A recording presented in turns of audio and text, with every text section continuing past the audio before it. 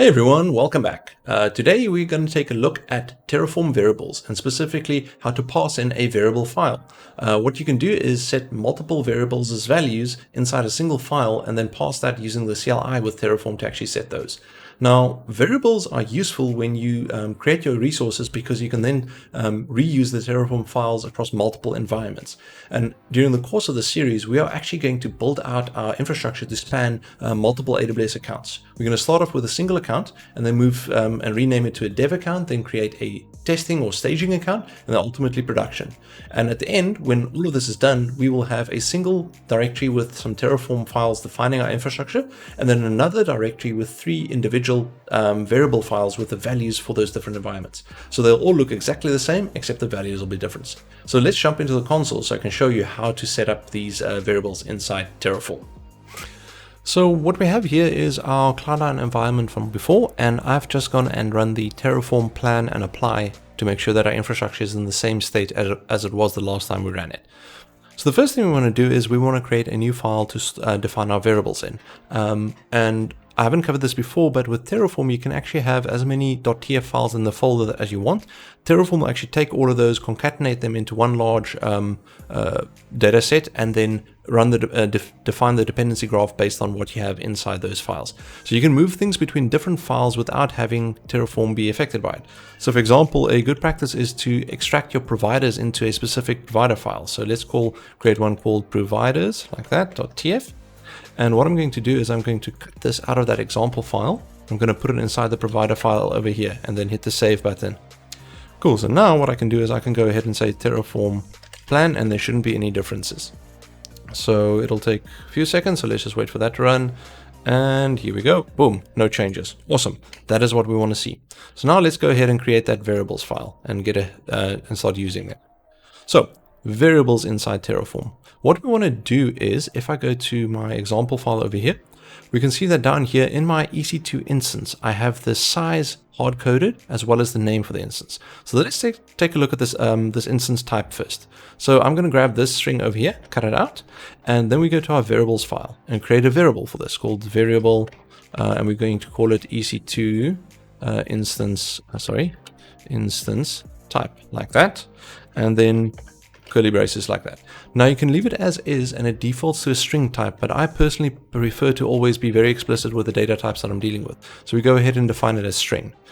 Now what I can do inside this example file over here is I can go var.ec2 instance type like that. Now if I don't give it a value and I run the plan section, so Terraform plan, what it'll do is it'll actually ask me for that value. So I can go ahead and say t3. Let's make it actually a t3.medium just to show you the difference. And it'll now go ahead and calculate the plan based on this value that I provided it. So if we scroll up, you can see there's one to change, and we can see over here that it wants to change the instance type from a t3 micro to t3 medium based on that input. So this is useful, but what if we want to give it a default? That's easy as well. So what we do over here is you literally just say default equals that value, which means that if I don't specify a value via a parameter flag with the command line, it'll assume this is the value that I want to use. So let me show you quickly again, Terraform plan, and it'll just go ahead and calculate the plan, and it'll see that there aren't any changes because the instance is already a T2 micro. Cool. So let's quickly just do that with that name that we want to set as well. Go here, grab this name, and we're going to call it variable.ec2 instance name. Head over to variables, pull ec2 instance name.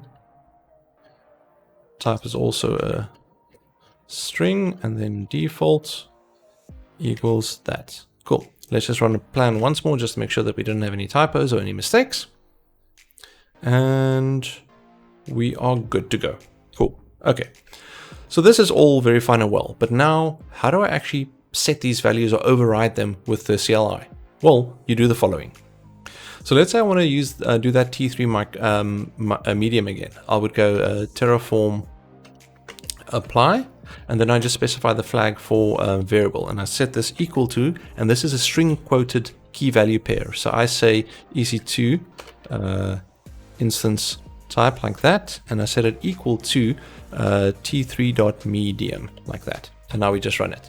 And now what will happen is it'll use that value for that variable that I have set inside my Terraform files to actually calculate. And if we have a look here, we can see that it wants to change it to from a T3 micro to a T3 medium. So that's how you would specify this. Now you can imagine specifying a long list of variables like this gets very, very cumbersome. So let's create a variable file for that. Now what you can do for that is to just create a file with a tf-vars extension. So let's go ahead and say, let's just call it tf-vars like that.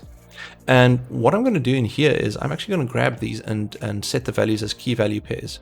So let's go in here and then also over here, grab this name, set these values, and these we set as follow. We're going to use the I'm going to grab these defaults as well just to change them and set them to medium again like that.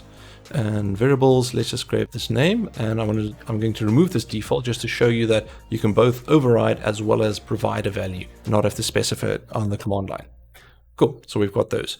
Now if I go Terraform plan, just as is, it should still ask me for those variables because it doesn't know about this variable file. So how do I tell it? Well, another parameter flag. So we go var file, and we say dev.tf-vars like that. And now what you'll see is that Terraform will actually use those values and apply them. So let's go have a look. Once again, we can see that the name is the value that we have there in this file. And the type is once again being changed from a T2 micro to a T2 medium. Now, this is useful because what you can do then is as follows. You can have a file. Let's actually do that quickly. Testing.tf-vars touch prod.tf-vars, and let's say you've got a variable called number of instances like that. I'll give it a value. Type is equal to, I think it's int. We'll just double check now if it's happy with that. Terraform plan. Okay, doesn't like integer. So that I think it's integer. Let me quickly go find out. Sorry, my mistake. It is number. So we just say number like that. And now we can go ahead and plan. And now what it'll do, for example, is it'll ask us how many instances do we want.